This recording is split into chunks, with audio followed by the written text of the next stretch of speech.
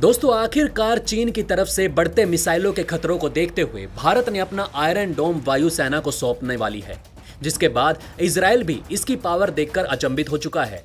तो वहीं दोस्तों दूसरी तरफ चीन और पाकिस्तान ने एक ऐसा दांव खेला जिसके बाद भारत पर एफएटीएफ में ग्रे लिस्ट का खतरा मंडराने लगा है।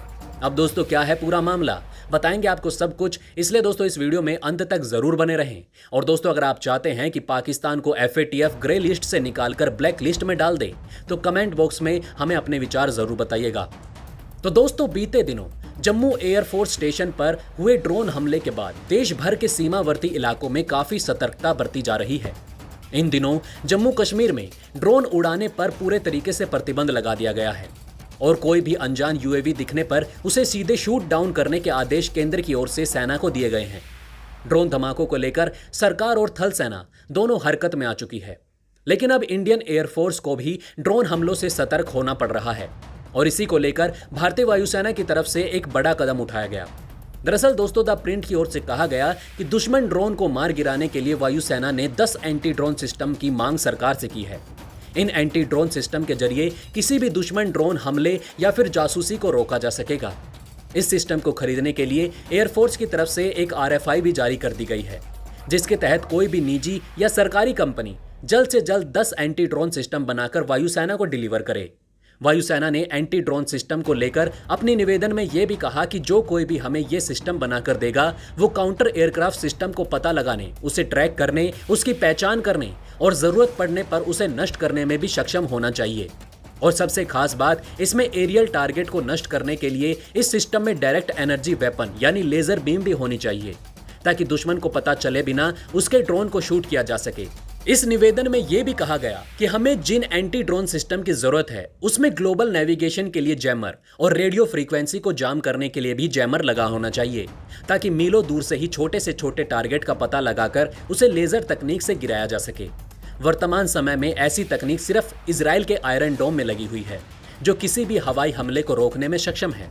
उम्मीद करते हैं कि एयरफोर्स को भी जल्द से जल्द ऐसा एंटी ड्रोन सिस्टम बनाकर दिया जाए, जो आज की तारीख में देश की हवाई सुरक्षा के लिए काफी जरूरी है।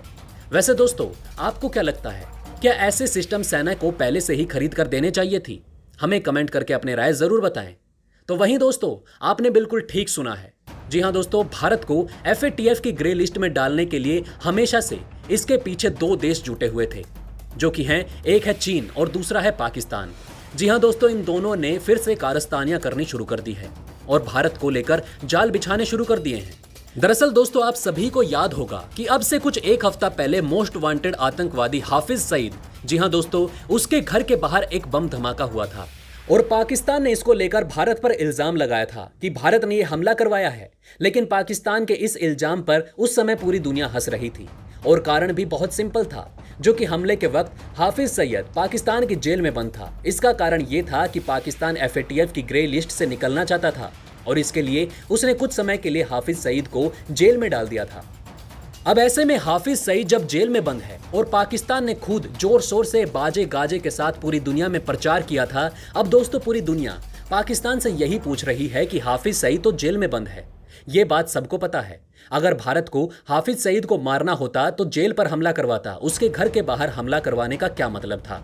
ऐसे में आरोप तो उल्टा पाकिस्तान पर लगने शुरू हो गए कि भारत पर इल्जाम लगाने के लिए पाकिस्तान ने खुद अपने देश में आतंकी हमला करवाया। लेकिन खैर पाकिस्तान तो पाकिस्तान है। अब पाकिस्तान इसी हमले को लेकर पहुंच गया एफएटीएफ के पास। उसने कहा कि भारत ने पाकिस्तान के अंदर आतंकी हमले करवाए। भारत पाकिस्तान के अंदर टेररिज्म को प्रमोट कर रहा है और इसको लेकर भारत को भी एफएटीएफ की ग्रे लिस्ट में डालना चाहिए। अब दोस्तों सवाल ये उठता है कि क्या ऐसा हो सकता है? दोस्तों सबसे पहले आप ये लिस्ट देखिए। जी हाँ दोस्तों, यहाँ सभी देश हैं जो एफएटीएफ के मेंबर हैं और पाकिस्तान इन सभी से मांग कर रहा है कि भारत के खिलाफ एक जांच बिठाई जाए। लेकिन तब तक भारत को एफएटीएफ की ग्रे लिस्ट में डाल दिया जाए, क्योंकि भारत यहाँ पर मनी लॉन्ड्रिंग करके पाकिस्तान के अंदर आतंकी संगठन को पैसा देकर पाकिस्तान में आतंक को प्रमोट कर रहा है। क्योंकि एफएटीएफ किसी पर भी प्रतिबंध तभी लगाती है, उसे ग्रे लिस्ट में तभी डालती है जब वो मनी लॉन्ड्रिंग कर रहा हो। इसलिए पाकिस्तान इस बहाने से भारत पर ग्रे लिस्ट का प्रतिबंध लगाना चाहता है। लेकिन क्या ये पॉसिबल है? तो दोस्तों आपको बता दें कि खुद आप इस लिस्ट को देख लीजिए। चीन, पाकिस्तान, तुर्की, इन देशों को हटा दिया जाए तो इसमें बच जाते हैं 37 देश। क्या आपको इनमें से कोई देश ऐसा लगता है जो इनका साथ देगा?